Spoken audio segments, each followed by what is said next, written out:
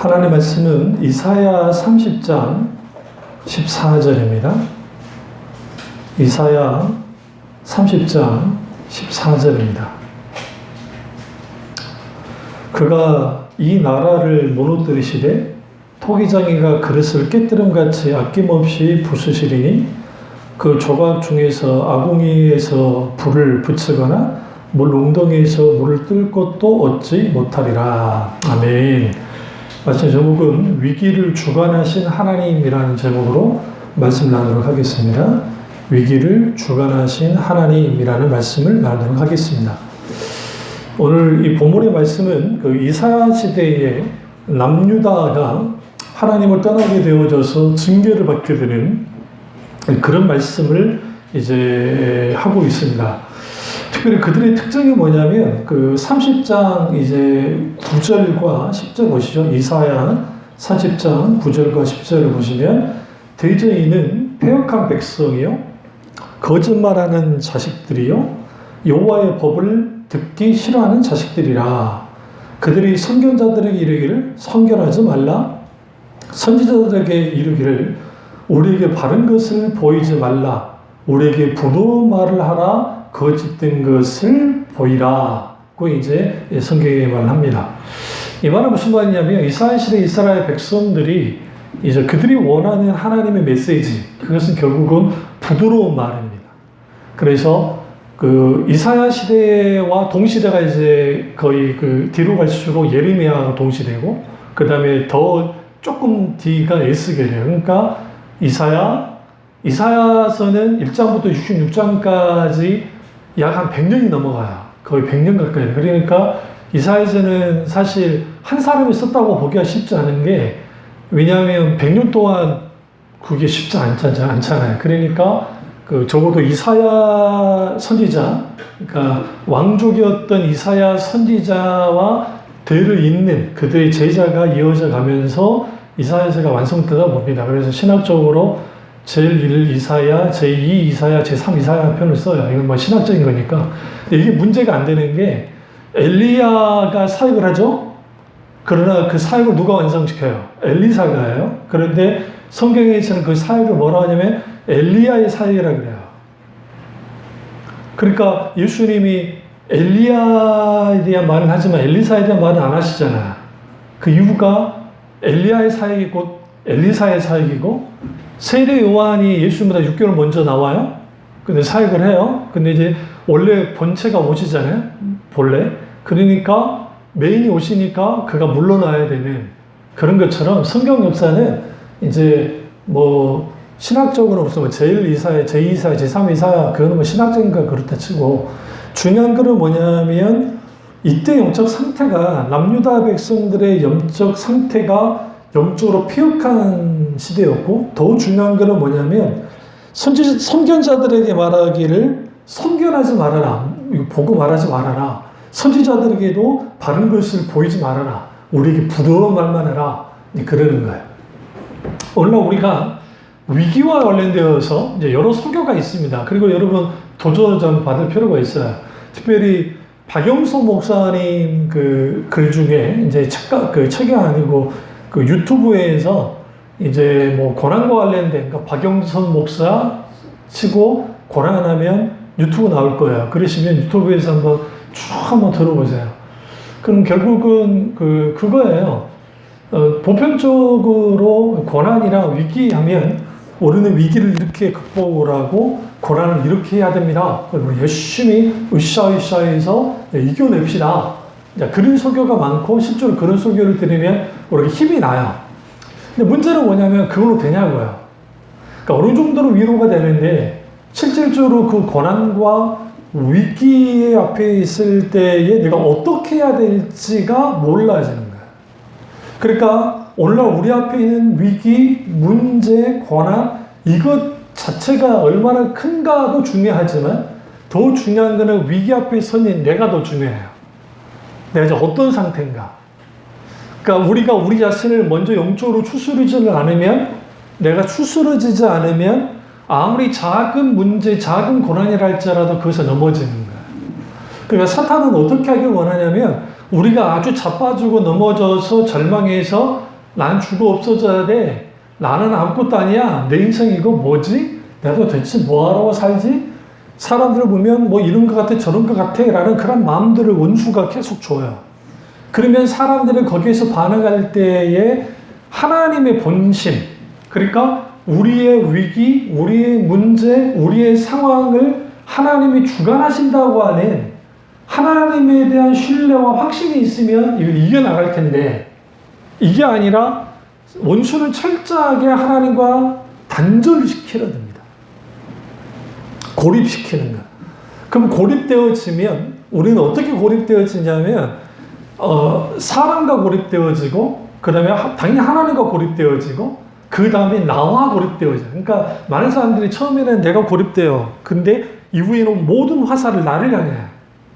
아니면 이제 그 나쁜 사람들 있잖아요. 니네들은 행복하게 보여. 칼로 막 휘두르고 하는 사람들. 이제 타인을 향해서 이제 그렇게 하는 그런 일들을 저지르기도 하고. 그러니까 그런 것들이 왜 일어나는가? 결국은 위기 앞에 서 있는 나. 그런데 그것을 극복하기 힘든 나의 상태. 그게 이제 오늘 유다 백성들의 상태였어요. 그러니까 북쪽에 신바벨론이라는 제국이 서서 막 이제 절패를 하는 거야. 막 깨부시고 막 나라들을 다 자기 나라로 막 끌어들이고 다 깨뜨리니까 이제 이런 상황 속에서 유다가 뭘 할까? 그러니까 하나님 이스라엘을 보내서 너희는 도울 힘이 없는 이집트를 의지하지 말아라 라고 그렇게 말하는데도 불구하고 그들은 계속 이집트를 의지합니다.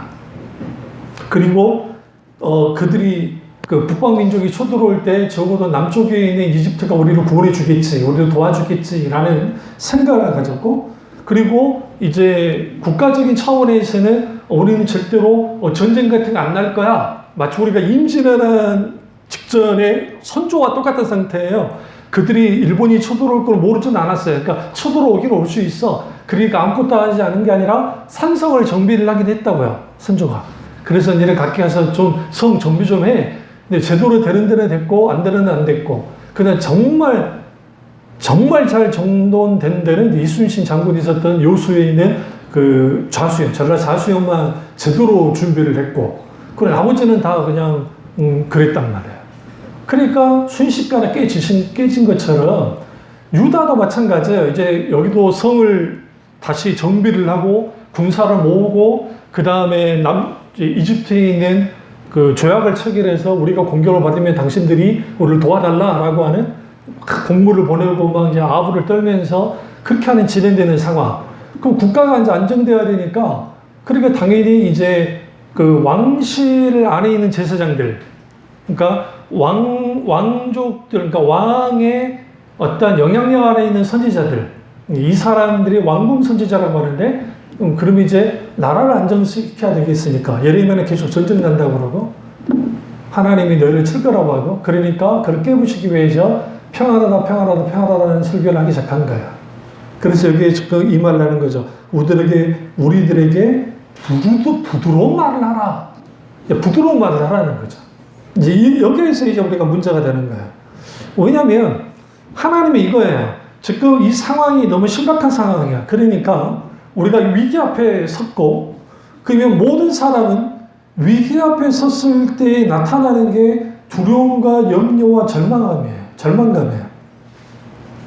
그러니까 여기에서 이제 우리가 어떻게 해야 될까? 같은 비슷한 위기를 당했는데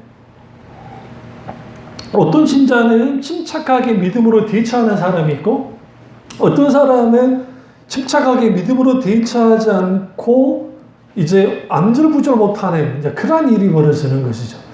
그러니까 우리가 예수를 믿어. 그런데 우리 이걸 말해요.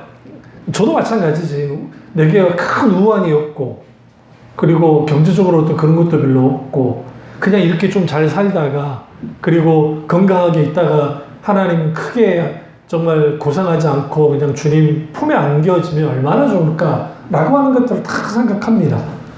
그러니까 이 세상의 행복이라는 것은 그거예요. 그냥 물질 걱정 없이 좀 편하게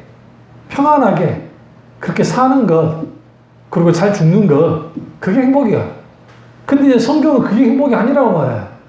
그것이 아니라 주 안에 있는 자가 기뻐할 텐데, 주님 안에서의 참된 기쁨을 누리며 사는 자들, 그들 가운데 가장 중요한 거는 우리가 어떤 상황과 환경에 있는 게 중요한 게 아니고 어떤 위기 상황에 있는 게 우리에게는 정말 힘들고 어려운 일이긴 하지만, 그런데 여기서 중요한 게 내가 여기에서 뭐 하는 거냐, 하나님께 뭐 하느냐, 돌아서는데 특별히 하나님을 기다리는 게 굉장히 중요합니다.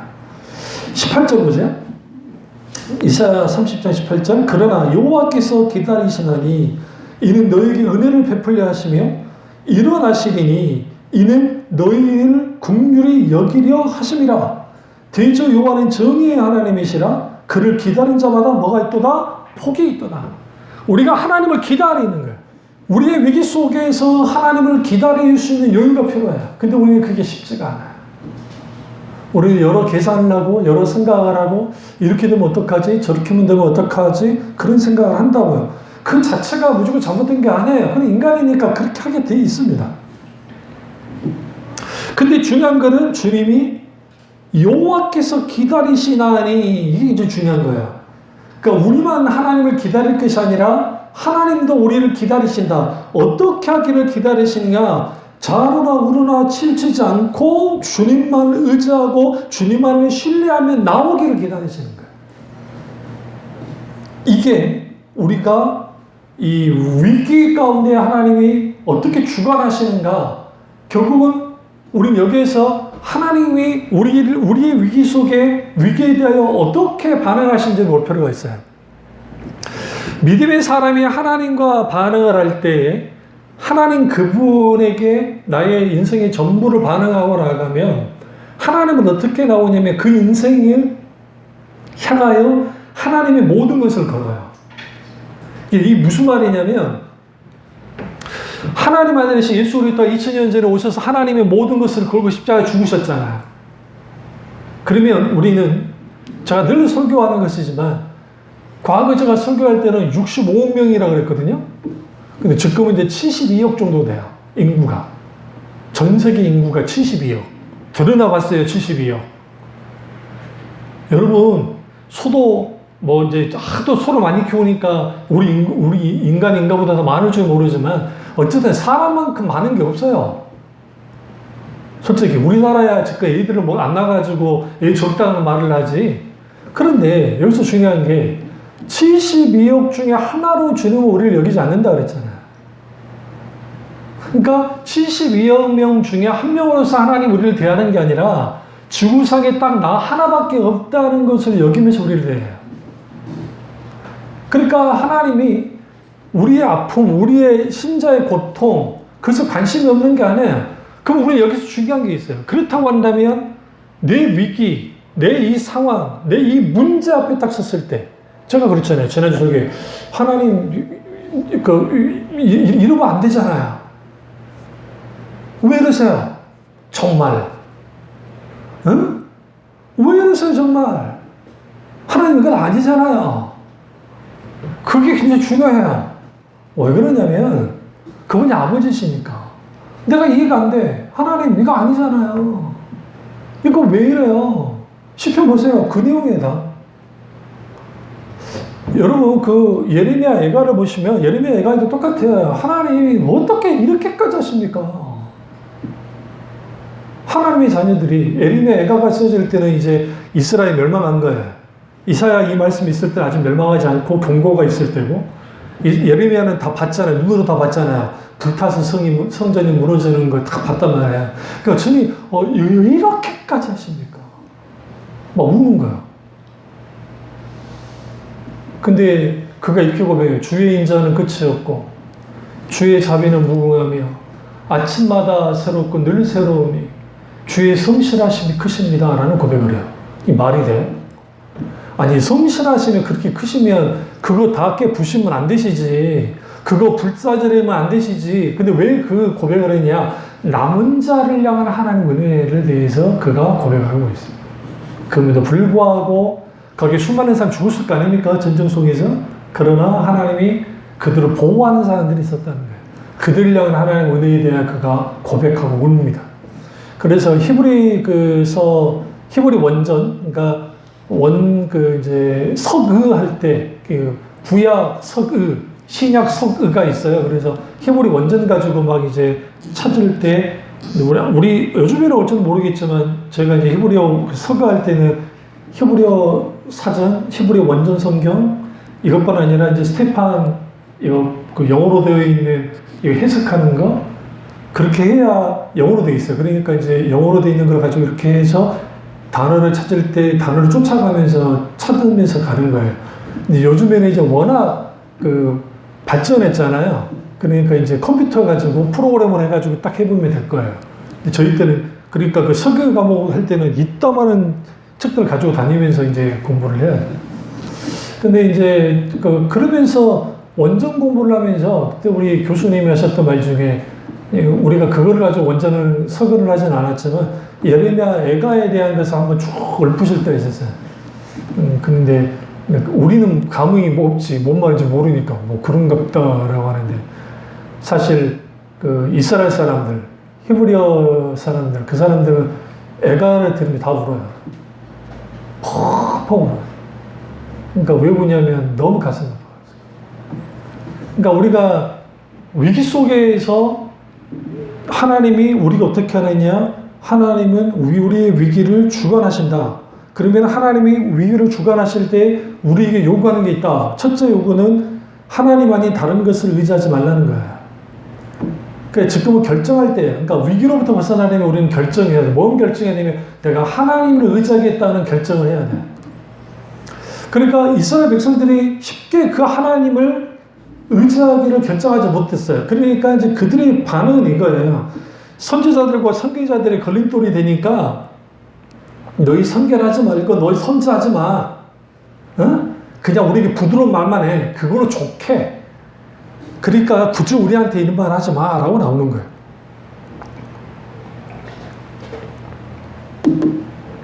그럼 왜 이런 반응을 했을까요?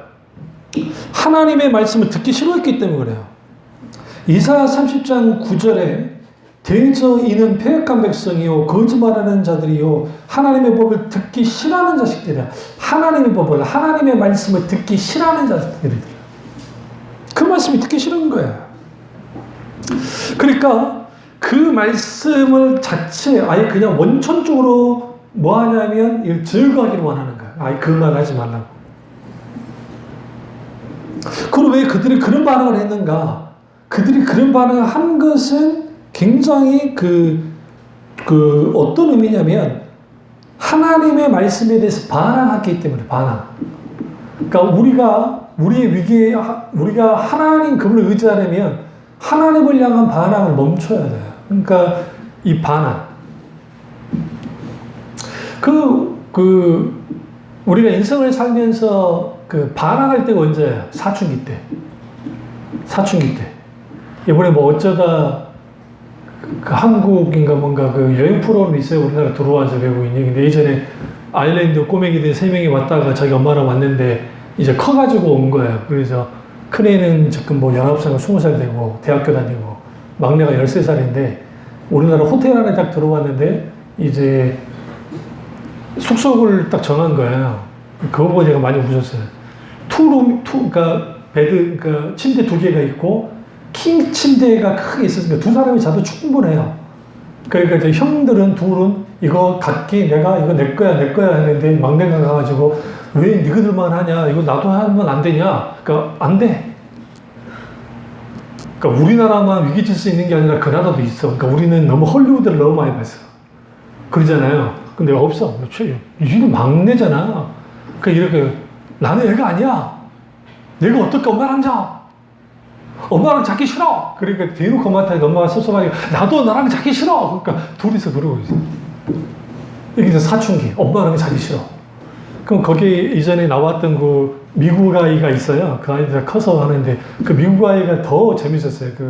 패널로 나와가지고 하는데 야, 저 엄마가 진짜 좋은 엄마네. 그러니까 왜 그러냐? 그러니까 우리 엄마 같으면 너는 바닥에 자. 나는 침대에서 잘 거야. 그런데. 그러니까 한마디 더 하면 쫓아내버린대. 한마디 더 하면 너 이 새끼 나가! 개라! 나가! 여기서 나가 너! 그런데 근데 저 엄마는 화도 안 내고 나도 너랑 자기 싫어! 그러면서 하니까 엄마가 고민을 해. 이 자식 이 새끼 어떻게 하지? 근데 이놈은 절대로 그럴 때 하는 말은 결론 하나, 엄마 그러면 내가 의자에서 잘게요. 그 의자에 앉는 거야. 의자. 그러니까 환장하지. 그 의자에서 어떻게 자냐? 그러니까 아유 근데 엄마 내가 어쨌든 나 엄마하고 자기 싫다고. 이게 사춘기 반항입니다. 근데 이 엄마가 얼마나 착하냐면 큰 소리 하나도 안 치더라고. 카메라가 있어서 그런지 모르지만. 그러니까 이 엄마가 하는 수 없이 방을 하나 빌려가지고 가는 거야. 옆방으로. 그러니까 여러분 우리가 여기에서 그걸 보면서 봤어요. 우리의 반응이다. 그러니까 하나님은 우리가 한 침대에 자자 괜찮잖아 라고 하지만 우리는 뭐 하느냐? 아니 자기 싫어요. 아니 나는 내도 아니니까 아닌데 이제 후에 알게 됐어요. 그걸 그 미국 아이가 그 말하는 거예요. 근데 그 이해해 주셔야 된다고. 그러니까 이제 우리는 저놈의 새끼 사춘기 반항이구나 했더니 이게 화면으로 찍힐 텐데 아일랜드에 있는 친구들이 엄마랑 같이 잤다는 걸 보면 난리가 난다는 거예요. 이거 애냐? 평생 놀림감이 된다는 거예요. 우리나라 문화는 13살 정도가 그냥 같이 한 침대에 자도 누가 놀리진 않아요. 근데 서양 문화는 애들 한 5살, 뭐 3살 돼도 이미 각자 방에서 자기 때문에 엄마랑 같이 잔다. 아빠도 아니고 더더군다나 엄마를 옆에서 같이 잔다는 것은 있을 수도 없는 것이고 자기에게는 이거는 그런 거예요. 그래서 내가 고개를 끄덕여줬어요. 맞아요. 우리가 반항할 때 우리의 여러 가지 그 이유가 있고 여러 가지가 있을 수 있어요. 중요한 건 여기서 하나님 우리 아버지라는 게 중요해요. 그러니까 내가 잘났고 못났고 상관없어요. 우리의 상태, 내가 영적으로 좋은 상태든 약한 상태든 아니든 그것도 상관없어요. 중요한 건 뭐냐면 그분이 아버지시다는 거예요. 그리고 나의 천북함이든 나의 정말 좋은 점이든 나의 어떤 약한 점이든 강한 점이든 상관없이 우리도 어떻게 해야 되느냐? 하나님이 함께하자 할 때 함께하는 거야. 반항하지 않고. 주님이 이렇게 이만하는 거야. 내가 너희와 함께 해줄게. 그리고 너희가 이 고난을 통과하자. 이 위기로부터 나랑 같이 한번 통과해 나가자고 주님이 계속 선지자를 통해서 말을 하는데 싫다는 거야. 싫어요. 우리에게는 그런 일이 벌어지지 않을 거예요. 우리에게는 이집트가 있잖아요. 하나님이 굳이 우리에게 말씀하지 않아도 우리는 이걸 다 이겨나갈 겁니다. 그러니 하나님은 그냥 지켜만 보십시오. 라는 거예요. 이게 이스라엘의 치명적인 거였어요. 그게 당연히 그들은 뭐 하기 시작했느냐? 하나님의 말씀을 업신여겼고 하나님의 말씀에 대하여 반항하는 거죠. 그 반항이 결국은 무엇을 낳느냐? 더 큰 위기로, 더 큰 고통으로, 더 큰 문제 앞으로 나가게 만들어 버린 거예요. 그래서 여러분 우리가 여기서 하나님이 우리의 위기를 주관하실 때에 하나님은 우리에게 이렇게 계속 사인을 보내는 거예요. 나만이 다른 것을 의지하지 말고 나만 신뢰해. 그리고 두 번째로 너희가 할 게 있어. 그것은 뭐냐? 너희의 모든 것을 내게 맡겨라는 거야. 근데 말처럼 쉽지 않아요. 솔직히 말씀드려요. 그러니까 우리가 설교하는 있는 안성호 목사가 이런 거를 다 하고 있으니까 설교하는 게 아니라 이 설교도 저를 향한 설교예요. 나도 그렇게 하나님만을 신뢰하고 그리고 하나님께 모든 것을 맡겨야 되는 거야. 그렇게 맡겨야 되는데 문제는 내가 이렇게 맡기면 좋을 것 같아. 근데 그게 잘 안 된다는 거야. 11절 보실래요? 30장 이사야 30장 16절을 보시면 이르기를 아니라 우리가 말 타고 도망하리라 했으므로 너희가 도망할 것이요 또 이르기를 우리가 빠른 짐승을 타리라 했으므로 너희를 쫓는 자들이 빠르리니. 이 말은 무슨 말이냐면 이러한 만약에 하나님 아까 14절에 나라를 깨뜨린 토기장이가 그들을 깨뜨리는 것처럼 나라를 깨뜨릴 거라 라고 하니까 뭐 하면 된다면 우린 토끼일 거야. 우린 도망치면 돼. 말 타고 도망갈 거야. 내가 이렇게 피할 거야. 이 위기로부터 벗어날 거야. 그러니까 하는 말이 뭐래? 야, 너보다 더 빠른 말을 타고 달려들 거야. 그러니까 징기스칸이 중앙아시아부터 할 때 그게 왜 무서웠냐면 폴란드 그쪽이 전쟁하다가 그들이 참패를 당했던 이유가 분명히 온다는 소식은 알았어요. 봉화도 뜨고 다 이제 왔어요. 그래서 이제 우리는 준비하자. 막 모았어. 그들의 생각은 한 일주일 후에 올 거라. 왜? 실제로 그러니까, 거리가. 그리고 이제 그러고 있었는데 3일도 안 돼서 나타났어요. 그들이 몰랐던 거예요. 자기들은 큰 말을 타고 막 가면 5년도 가면 거기 멈추는데 이 몽골 기병들은 말을 한 3마리, 4마리씩 같이 타고 가요. 달아가지고. 내가 타고 있는 녀석이 지치면 갈아타요. 지치면 또 갈아타요. 지치면 갈아타요. 그러니까 갈아타면 이 녀석들은 생생하잖아요. 사람이 싣고 갈 때는 힘들었지만 이제 안 싣고 갈 때는 더 힘들잖아요. 그러면 또 갈아타요. 그리고 더 중요한 거, 그들은 불 피우면서 밥 먹지 않아요. 우리 저기 아시는 이 말린 고기, 육포 같은 거, 육포 만든 게 그 몽골이잖아요. 햄버거 패티 같은 게 누구가 몽골이 만들었어, 몽골이. 고기 이렇게 하면 햄버거 패티처럼 이렇게 익어져요. 그걸로 딱 하면 먹을 수 있어요. 그리고 말린 치즈. 말린 거. 그냥 액초로 돼 있으면 상하니까 말린 고기. 그걸 가지고 어떻게 하느냐? 달리면서 먹는 거예요. 그리고 잘 때는 딱 가서 여행자여가지고 딱 치고 그냥 잤다가 빨리 걷어가지고 먹더니 그러니까 바로 앞에 나타나니까 그들이 어떻게 합니까? 난리가 났죠. 그리고 이제 뭣도 모르고 갔다가 거기서 깨지는 거예요. 무슨 말이냐? 우리 생각에 이렇게 처세를 하면 이렇게 반응하고 저렇게 반응하면 될 거라고 생각할 줄 모르지만 우리의 적은 우리보다 강해요. 근데 중요한 거는 사탄을 과대평가할 필요도 없고 그렇다고 사탄을 과소평가할 필요는 없어요. 예수 그리스도가 이미 이기셨기 때문에 이미 우리는 이긴 자예요. 근데 중요한 건 그러니까 이긴 자 안에 있는 사람들이에요. 이긴 자 대신 예수 그리스도 그분이 이기셨기 때문에 사탄이 우리를 이길 수는 없어요. 다만 우리가 그리스도의 권위 아래 있을 때는 이겨요. 그런데 권위 밖에 있을 때 우리가 위험해지는 거예요. 그럼 어떻게 해야 되냐? 주님께 모든 것을 맡겨야 됩니다. 맡긴다는 것은 결국은 하나님을 인정한다는 거예요. 하나님 되심을 인정하지 않으면 하나님께 맡길 수가 없어요. 그래서 우리가 이 위기 속에서 나 자신을 하나님께 맡겨야 되는데, 내 문제도 맡겨야 되는데, 내 상황도 맡겨야 되는데, 맡겨야 되는데, 그게 쉽냐고요? 쉽지 않아요. 왜 쉽지 않을까요? 대가를 치러야 되니까요. 지금 이들은 이스라엘 남유다는 무슨 대가를 치러야 되냐면 이전까지 자기들이 하나님께 죄를 지었다는 것을 회개하는 대가를 치러야 돼요. 회개했어야 돼요. 하나님이 잘못했습니다. 우리가 하나님을 잘못 믿고 있습니다. 그러나 이스라엘 시대 이스라엘 백성은 자기들이 하나님을 잘 섬기고 있다고 생각했어요. 이게 중요한 거예요. 그러니까 그 대가를 치러야 돼요. 회개라고 하는 대가. 두 번째는 그에서 불순종했던 대가를 치러야죠. 당연히 순종해야 되잖아요. 그러면 하나님께 대하여 불순종하게 했던 것들을 내려놔야만 해요. 근데 그게 싫은 거예요. 우리가 오해하지 말아야 될 게 바리새인들을 우리 너무 쉽게 생각해요. 예수님이 하도 깨셔가지고 이 나쁜 놈들, 이 지옥의 자식들, 그러니까 우리는 바리새인 너무 쉽게 생각하는데 바리새인들은 유대 율법에 정통했던 사람들이에요.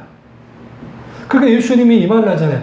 그들의 가르침은 배우되 그들의 행실은 배우지 말라고 했던 게 그들은 전통의 그 말씀의 전통에 대해서 정통을 알고 있었어요. 그런데 문제는 뭐냐면 그들이 율법의 전통은 잘 알고는 있었는데 그게 자기 의로 빠지고 자기 공덕과 공로주의에 빠지면서 누구를 딱 제껴놨느냐? 하나님을 위하고 하나님을 믿는다고 하면서 하나님이 제거된 거예요. 그 자리에 자기들이 선 거예요. 그러니까 예수님이 너희들에게 첫 번째 되는 계명이 뭐냐라고 주님 말씀하신 이유가 하나님을 네 마음과 뜻과 힘을 다하여 주 너희 하나님을 사랑하라고 하는 신명기의 말씀을 하실 때 우리가 주님이 의도적으로 바꿔놓은 게 있어요. 그러니까 그 신명기에서는 그러니까 마음과 뜻과 힘을 다하여 주 너희 하나님을 사랑하라고 되어 있는데 예수님은 마음과 뜻과 목숨을 다해 생명을 다해 주 너희 하나님을 사랑하라 함과 같으니라. 이것이 첫 번째 되는 계명이다. 하나님을 사랑하는 것. 사랑하려면 우리는 뭐 해야 되느냐? 우리가 하나님과 관계에서 문제되는 것들 대가 치르게 되어지는 것들을 내려놔야만 한다는 거예요. 왜? 그래야 맡길 수 있습니다. 그래서 수고하고 무거운 짐을 주님께 맡긴다 할 때에 이게 중요한 게 주님께 맡겼기 때문에 그 짐이 가벼워진 거지 그분에게 맡기지 않으면 가볍지 않아요. 그분에게 내가 나의 우리가 내 멍에는 쉽고 내 짐은 가벼움이라 했잖아요. 그 멍에가 쉽다는 것은 반대로 말하면 그 멍에가 어렵다는 거잖아요. 근데 그 내 할 때 그 내는 주님이거든요. 주님의 멍에는 쉽다. 그러나 우리의 멍에는 무거워요. 어려워요. 어려운데 그 어려운 나의 이 멍에를 매지 말고 기꺼이 주님께 수고하고 무거운 짐을 주님께 내어놓으면서 우리는 뭐 해야 되느냐? 쉬운 거. 주님이 함께하는 그 멍에를 질 때 쉬워지는 것이고 내 짐은 가볍다 할 때 주님의 짐은 가볍지만 나의 짐은 무겁다는 거예요. 그러니까 우리의 위기는 다 무거워요. 여러분 늘 말씀드리지만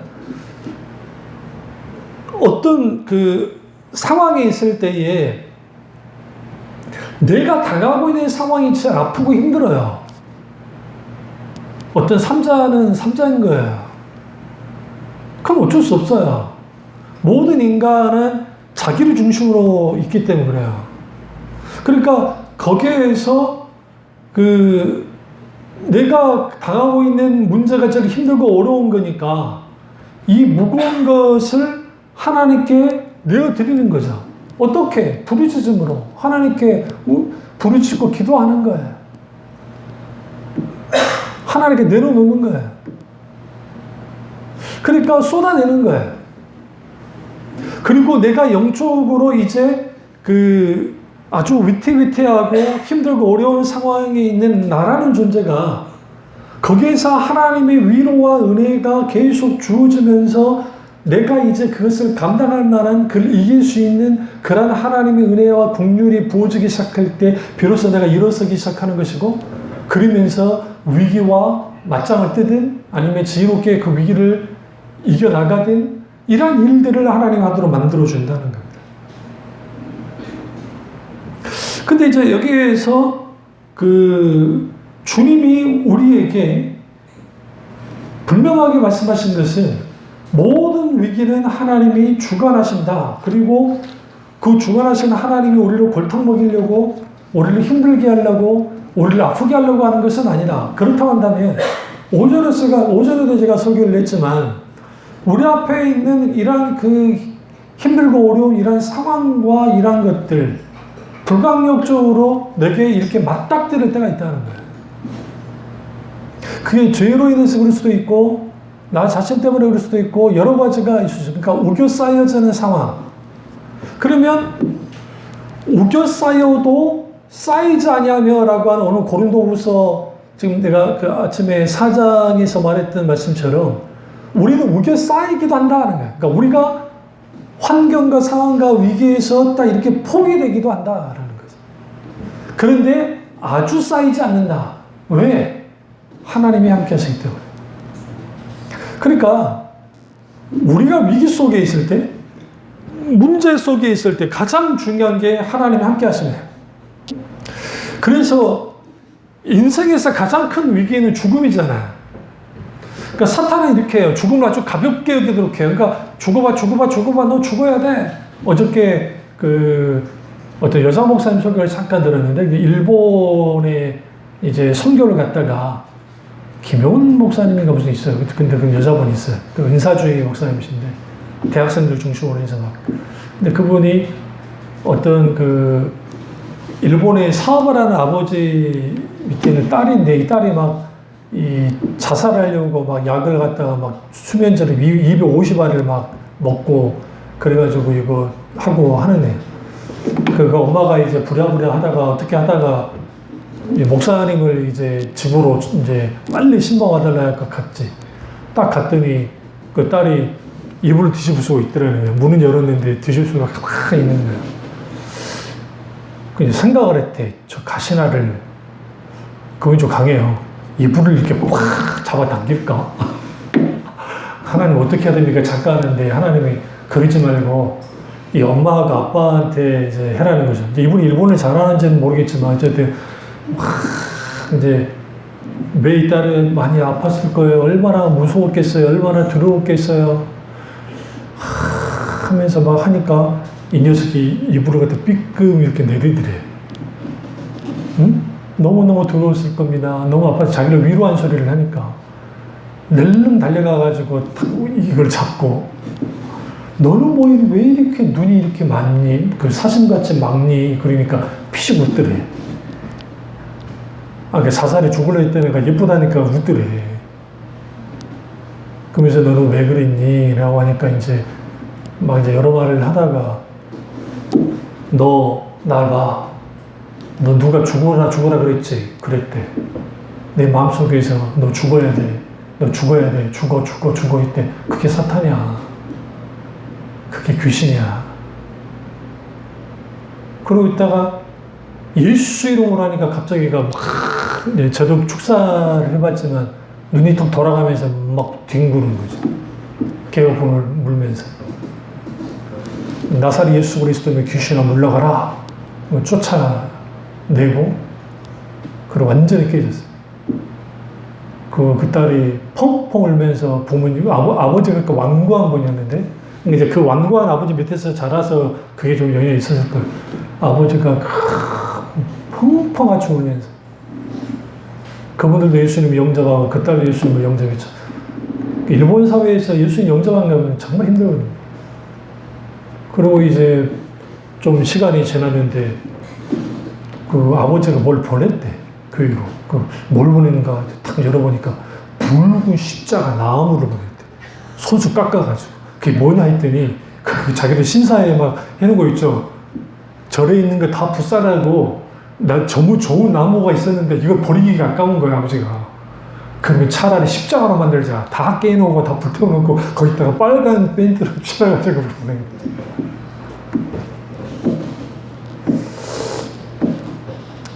우리의 이런 말을 내가 우리도 모르게 예수 믿는 사람들 빨리 죽었으면 좋겠다는 생각할 때가 있어요.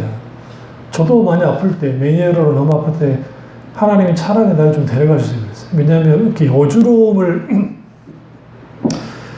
어지러움병을 경험하지 못한 사람들은 그게 얼마만큼 무서운지를 몰라요. 그러니까 식은땀이 탁 나기 시작하면서 이렇게 확 돌아요.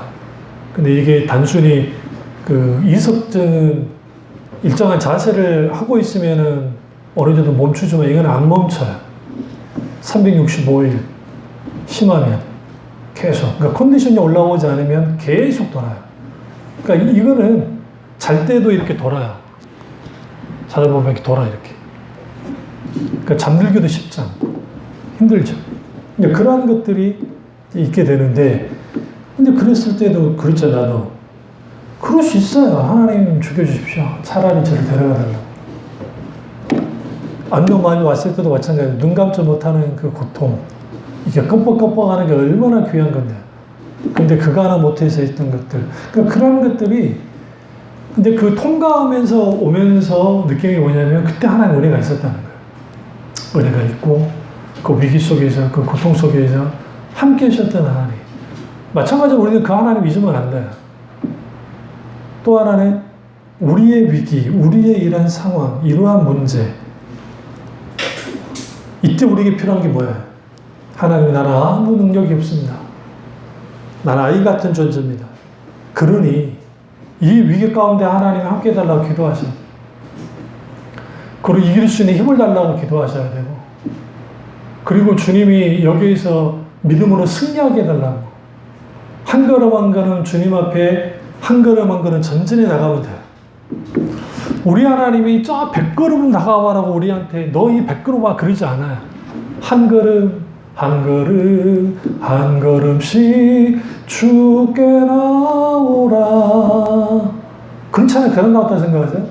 한 걸음씩 스텝 바이 스텝 밟으면서 주님과 함께 한 걸음 한 걸음 나가고 나갈 때 우리 위기가 아니었다는 거예요. 왜냐하면 그 위기 속에서 주님을 만나기 시작할 때 내가 이전에는 자기를 의지하고 내 힘을 의지하고 내 능력을 의지했던 사람이 이제는 주님을 의지하는 사람이 되어질 때 비로소 우리는 알게 됩니다. 인생의 어떤 문제와 위기와 고난과 고통을 만나도 하나님이 함께 하신다고 한다면 넉넉히 감당한다. 그리고 그 속에서 우리가 하나님이 바라시는 것은 하나님 그분간의 신뢰하고 의장을 통해서 하나님의 하나님 되심이 드러나고 하나님 그분이 내게 하신 일들을 통해서 하나님의 살아계심을 경험하는 거예요. 그 영광을 드리는 거예요. 이 놀라운 은혜가 저와 여러분 있기를 주님으로 축원합니다. 기도하겠습니다. 기도하실 때 이 말씀이 나의 말씀이자 우리 말씀 중에 기도하겠습니다.